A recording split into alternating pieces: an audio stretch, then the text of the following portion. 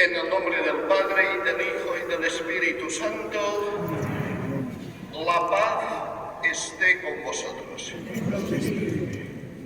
La víspera de su muerte, Cristo celebró con sus apóstoles aquella memorable cena en la que instituyó la Sagrada Eucaristía y el sacerdocio ministerial, dejándonos como testamento el mandamiento de amarnos los unos a los otros.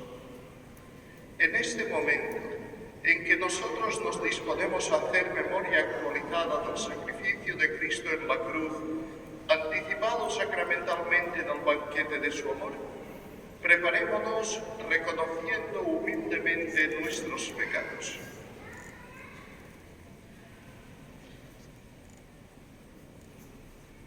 Señor, ten misericordia de nosotros. Muéstranos, Señor, tu misericordia.